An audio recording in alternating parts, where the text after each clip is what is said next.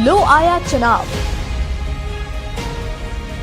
नमस्कार, आप देख रहे हैं A1 टीवी और आपके साथ मैं हूं आशीष तिवारी। A1 टीवी के खास प्रोग्राम लो आया चुनाव में आपका स्वागत है।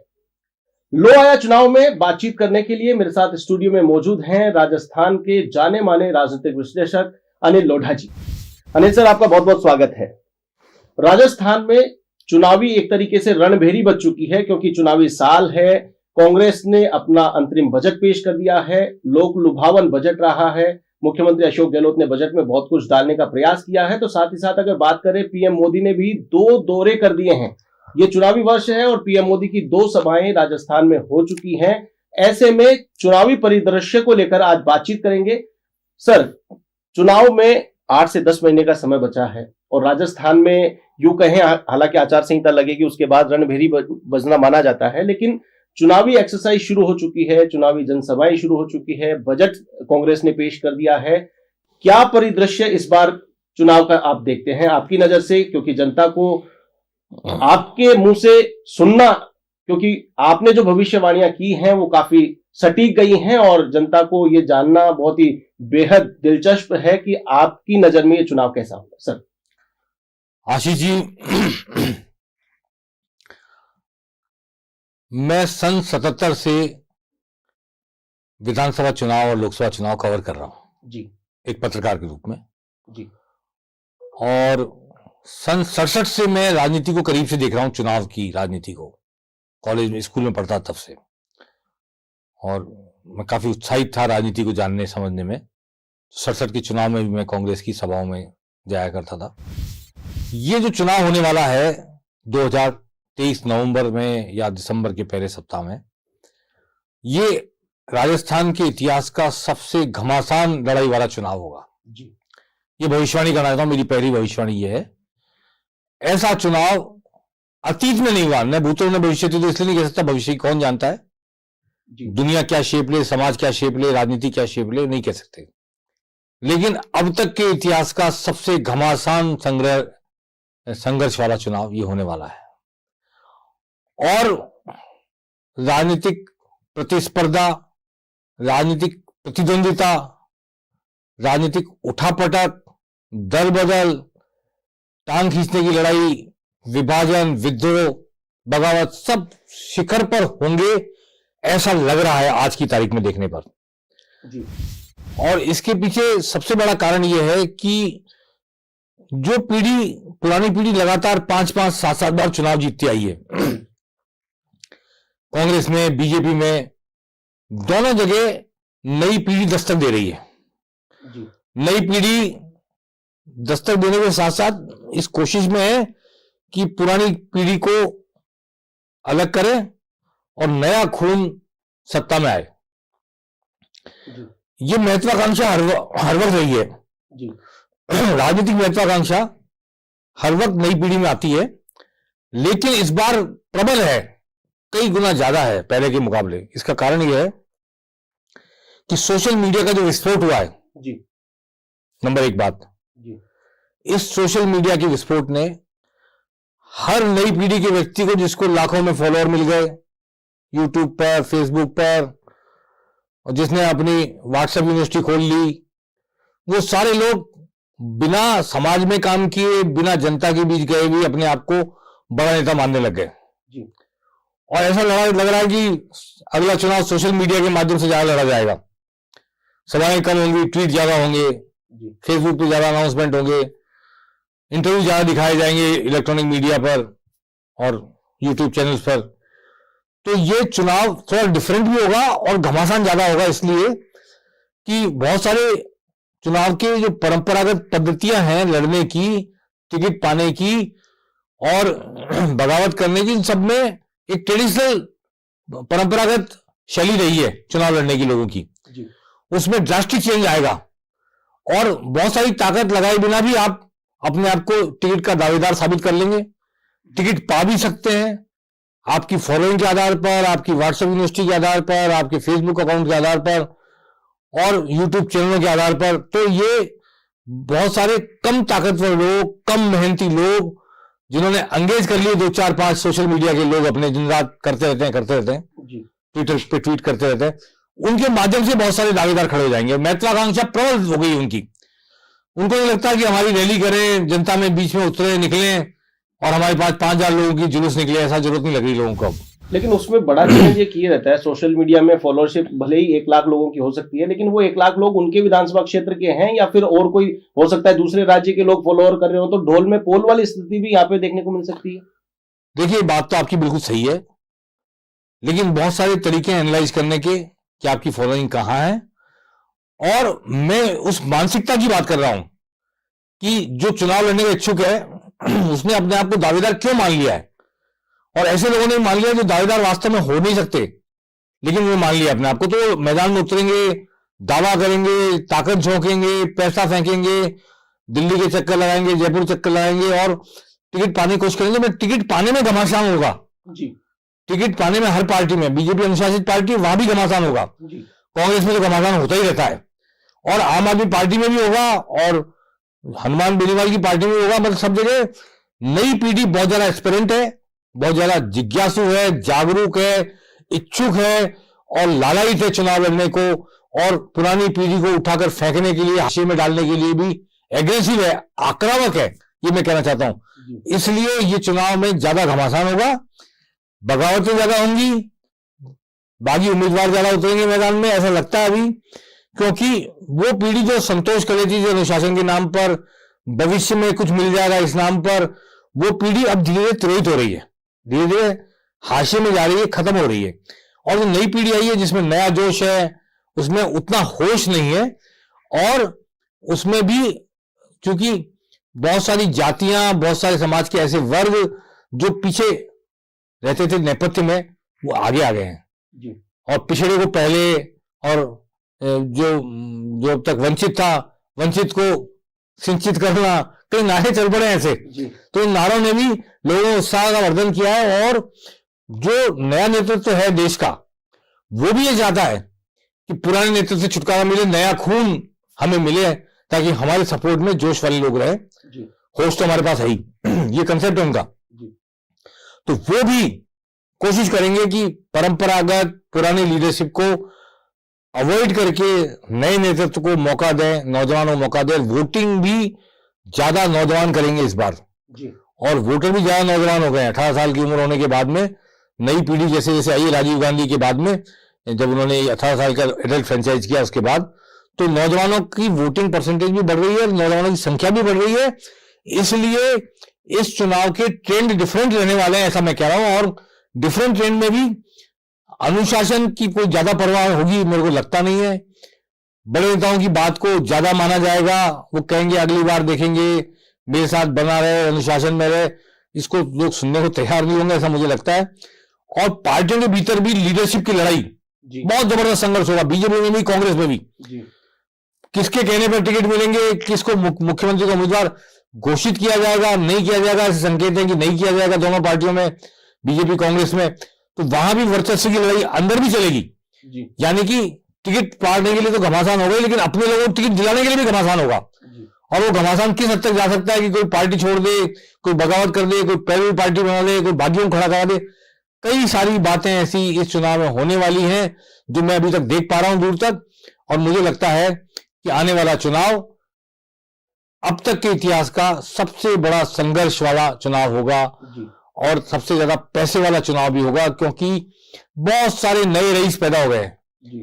पहले तो कोई होता था कि ये सर्टेन वर्ग है, इनके पास पैसा ही चुनाव लड़ेंगे या पार्टी के पैसे चुनाव लड़ेंगे। अब किसी को पैसे की परवाह पार्टी में नहीं है, पार्टी भी पैसा खूब देगी, खासतौर पर सत्तारूढ़ पार्टी जो देश में है उससे तो कोई समर्थन की कमी नहीं है पैसे से। और अशोक गहलोत चूंकि दावा कर रहे हैं बार बार कि वो रिपीट करेंगे सरकार, उन्होंने 5 साल सरकार चलाई है, वो भी राजस्थान के चुनाव में तो पैसा खर्च करने में कांग्रेस कोई कोताही नहीं बरतेगी कि उनको रिपीट होना है इस नाम पर। तो दिल्ली की जो सरकार है, जो देश का नेतृत्व है, उसकी नाक भी लगी हुई है यहाँ पर राजस्थान के चुनाव में, और अशोक गहलोत की नाक भी लगी हुई है क्योंकि वो रिपीट होने का दावा कर रहे हैं। और वो पिछले 3 बार मुख्यमंत्री रहे, उसमें 2 बार हमेशा मुख्यमंत्री रहने के बाद चुनाव बुरी तरह हारी पार्टी, इसलिए उन पर जो लांछन है उससे भी वो मुक्ति चाह पाना चाहेंगे इस बार। इसलिए उन्होंने इतना जबरदस्त बजट दिया है और इस बजट के आधार पर उन्होंने एक बड़ी चुनौती बीजेपी के सामने खड़ी कर दी है। और कांग्रेस के टिकट लेने के प्रति भी लोग लालायित होंगे, ऐसी परिस्थितियां पैदा कर दी है। जी बिल्कुल। चुनावी चर्चा के इस खास कार्यक्रम लो आया चुनाव में चर्चा का दौर लगातार जारी रहेगा। हमारे साथ मौजूद हैं राजनीतिक विश्लेषक अनिल लोढ़ा जी। इनसे चर्चा लगातार जारी रहेगी। वक्त तो चला एक छोटे से ब्रेक का।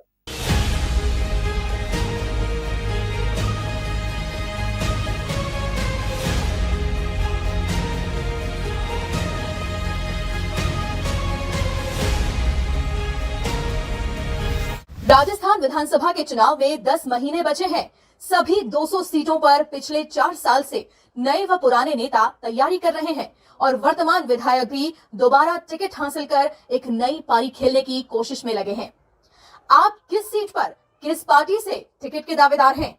आपकी दावेदारी का आधार क्या है? 4 साल में आपने क्या काम किया है? ये जानकारी हमें निम्न आईडी पर मेल करें या व्हाट्सएप पर भेजें। मेल आईडी है a1tvnewsrajasthan@gmail.com। व्हाट्सएप नंबर है 7374044455। राजनीतिक विश्लेषक अनिल लोढ़ा जब भी अपने न्यूज चैनल पर आपके विधानसभा क्षेत्र के बारे में चर्चा करेंगे तो इस जानकारी के आधार पर आपकी दावेदारी का उचित ढंग से जिक्र कर सकेंगे। हम आपको विश्वास दिलाते हैं कि आपके द्वारा दी गई जानकारी पूरी तरह से गोपनीय रहेगी और किसी भी मीडिया मंच पर राजनीतिक विश्लेषक अनिल लोढ़ा खुद ही इसका उल्लेख करेंगे। जानकारी सीधे भेजें, किसी मध्यस्थ की आवश्यकता नहीं है। संपूर्ण प्रक्रिया निशुल्क है, इसके लिए कोई फीस नहीं रखी गई है। राजनीति में अपडेट रहने के लिए इन्हें सब्सक्राइब करें। यूट्यूब पर A1 TV news official, Facebook handle A1 TV official और Twitter handle A1 TV official. A1 media house private limited A1 TV के लोगों का उपयोग करने के लिए कानूनी तौर पर अधिकृत company A1 media house private limited है।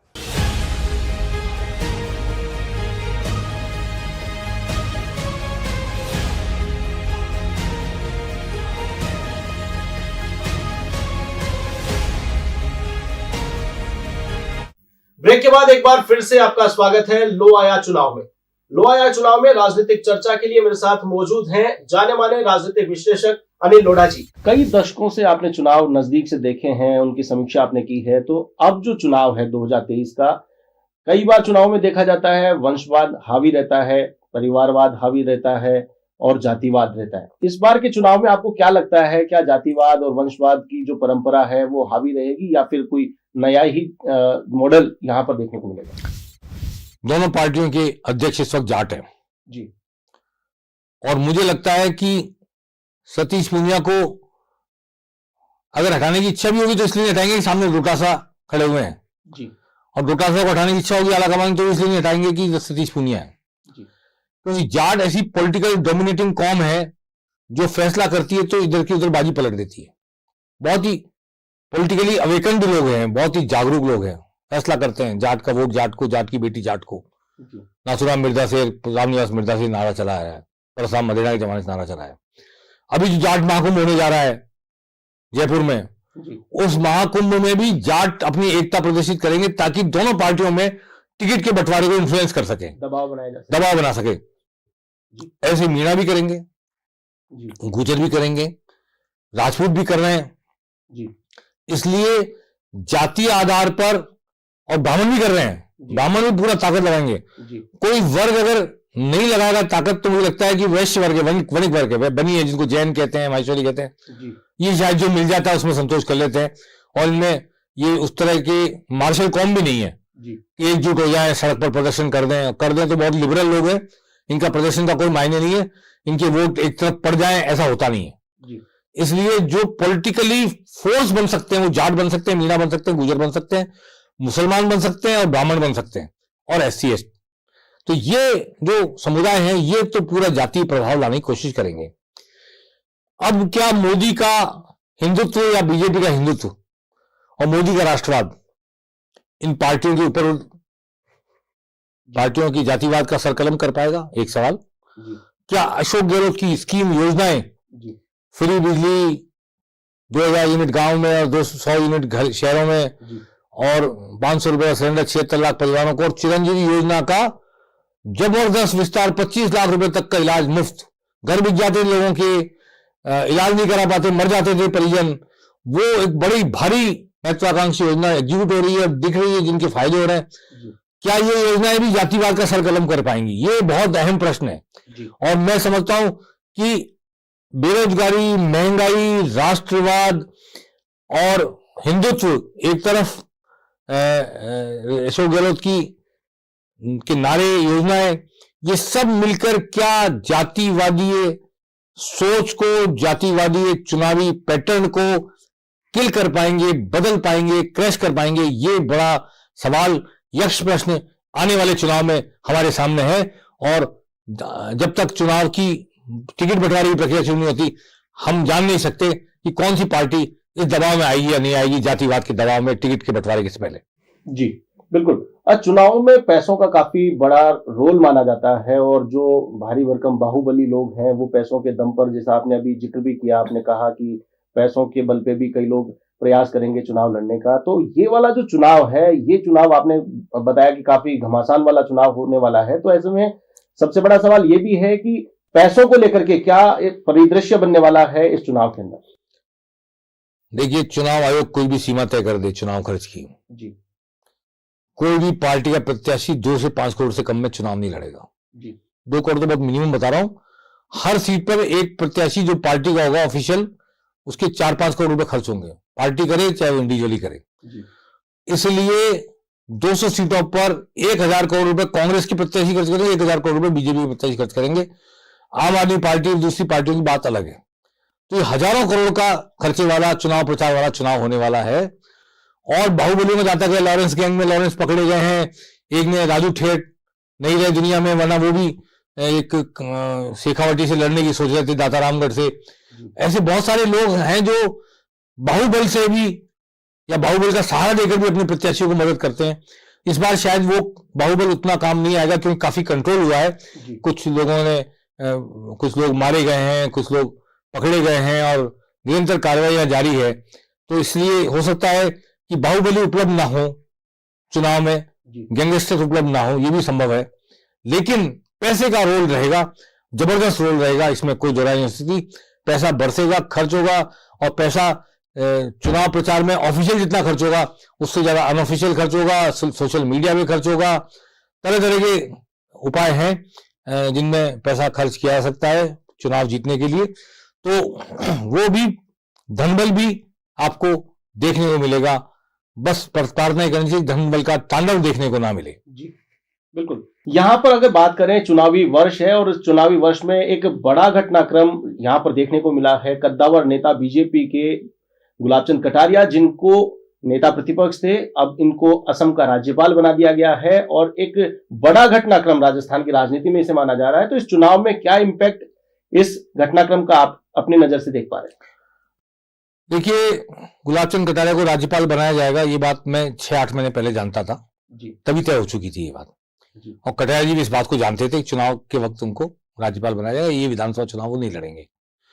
लेकिन उम्मीद ये की जा रही थी कि चुनाव लड़वा कर जाएंगे वो, क्योंकि मेवाड़ में जो प्रभाव गुलाबचंद कटारिया जी का है, जितनी रूट्स बीजेपी की है वो उनकी वजह से है, उनकी मेहनत की वजह से। धर्मनारायण जोशी वगैरह चाहे आज उनके साथ नहीं रहे हो, सामने खड़े हुए, लेकिन जो जड़ें जमाई है बीजेपी की पूरे मेवाड़ में जी, उसके पीछे अहम योगदान सुंदर सिंह भंडारी के बाद गुलाबचंद कटारिया का है, जो गुलाबचंद कटारिया उनके सुंदर सिंह भंडारी के शिष्य थे, जिन्होंने जीवन दिया। मैं तो ये मान के चलता था कि विधानसभा चुनाव कराने के बाद लोकसभा चुनाव से पहले उनको राज्यपाल बनाया जाएगा। मैं ऐसा मेरा परसेप्शन था, और मुझे आज भी लगता है कि गुलाबचंद कटारिया जी को राज्यपाल बनाने में आलाकमान ने जल्दी कर ली, क्योंकि उनकी क्या सोची समझी रणनीति है। हो सकता है कि वो सतीश पूनिया को विधानसभा में नेता बना दें प्रतिपक्ष जी, और प्रदेश अध्यक्ष दूसरा ले आए, शायद भूपेंद्र यादव, ऐसी चर्चा सुनी मैंने। या वसुंधरा राजे को नेता प्रतिपक्ष बना दिया जाए, क्योंकि नेता प्रतिपक्ष का अब ज्यादा काम नहीं, विधानसभा अब कितनी होनी है, और या नेता प्रतिपक्ष का पद खाली रहने दें और उपनेता से ही काम चलाएं, क्योंकि अगर राजेंद्र राठौड़ को बनाएंगे तो राजेंद्र राठौड़ एक पावर सेंटर और नए खड़े हो जाएंगे, ठीक है ना। वसुंधरा ऐसा रिस्क ना ले आलाकमान, और इस पद को खाली रखते हुए उपनेता राजेंद्र राठौड़ से काम चलाए। लेकिन कोई ना कोई बात उनके माइंड में है कि नेता प्रतिपक्ष का पद खाली करा के वो कोई संदेश देना चाहते थे, और गुलाबचंद कटारिया को उन्होंने मेरे मानने में तो यह है कि समय से पहले भेज दिया, और मेवाड़ में एक वैक्यूम सा क्रिएट हो गया, क्योंकि राज्यपाल की मर्यादा होती है, संवैधानिक पद पे होते हैं, वो दौरे कर लेंगे, सब कर लेंगे, लेकिन एक सीमा से आगे संदेश नहीं दे पाएंगी पार्टी वर्कर्स को, जनता को। जी इसलिए मेरी दृष्टि में बीजेपी के परिप्रेक्ष्य में मेवाड़ खाली हो गया है। जी अब कटारिया जी क्या तैयारी करके गए अपने पीछे उत्तराधिकार की, राजनीतिक उत्तराधिकार की? क्या तैयारी आरएसएस की है? क्या वो इतनी संतोषजनक है कि बिना कटारिया जी के भी मेवाड़ की सीटें जीतने की स्थिति होगी? क्योंकि मेवाड़ की सीटें अहम रोल प्ले करती हैं बीजेपी की जीत में, और इसलिए चित्तौड़, भीलवाड़ा से लेकर के उदयपुर तक की बेल्ट, राजसमंद, ये जो 4-5 जिले ये हैं, और वागड़ जो है साथ में, ये एक बड़ा इंपॉर्टेंट हिस्सा है। और खास तौर पर मेवाड़, चित्तौड़, राजसमंद, उदयपुर और भीलवाड़ा, ये 4 जिले तो बहुत ही इंपॉर्टेंट जिले हैं और पॉलिटिकली अवेकेंट जिले हैं। भीलवाड़ा बहुत जागरूक है, आरएसएस के गढ़ भी हैं। लेकिन बिना कटारिया के बीजेपी क्या उतनी धार के साथ अपना प्रवाह छोड़ पाएगी, ये मेरे को अभी मुश्किल लग रहा है। जी अब जो फैसला हो गया और राज्यपाल हो गए, तो इस वैक्यूम को कौन भरेगा, कैसे भरा जाएगा, या बिना वैक्यूम भरे भी पार्टी अपने आप को कार्यकर्ता के स्तर पर, स्वयंसेवक संघ के स्तर पर इतना सक्षम समझती है, बिना कटारिया के भी वो नाव को खेकर दूसरे किनारे ले जा सकेंगे? ये देखने वाली बात होगी। लेकिन फिलहाल ये जरूर है कि गुलाबचंद कटारिया पहले से जानते थे कि वो मुख्यमंत्री के अगले दावेदार नहीं है। संतोषी जी है, उन्होंने कभी ऐसी इच्छा भी जाहिर नहीं की और उनके मन में कोई लालच भी नहीं था। जी पार्टी के कार्यकर्ता की तरह सहज भाव से वो चले गए। और ये मैं नहीं मानने को तैयार हूं कि उन्होंने इनको राज्यपाल बना के एक मुख्यमंत्री पद का दावेदार कम किया है, मानने को तैयार नहीं, क्योंकि वो सहज भाव से समर्पित कार्यकर्ता थे और उन्होंने अपनी ओर से कभी कोई दावा किसी पद के लिए पेश नहीं किया, न वो करते। इसलिए कोई एक पिलर गिरा दिया, ऐसा नहीं है। एक व्यक्ति को जिसने साधना की, जीवन दिया, उसे सहसम्मान रिटायरमेंट दिया गया है राजनीति से। इसे मैं इस तरह देखता हूं। जी बिल्कुल। चलिए, तमाम जानकारी के लिए बहुत बहुत शुक्रिया। तो ये थे जाने माने राजनीतिक विश्लेषक अनिल लोढ़ा जी, जिन्होंने राजनीतिक परिदृश्य पर चर्चा की है। अनिल लोढ़ा जी के साथ में चुनावी चर्चा लगातार जारी रहेगी। अगले एपिसोड में हम बात करेंगे कांग्रेस और बीजेपी में अंतर्कलह की। तब तक के लिए हमें दीजिए इजाजत। नमस्कार।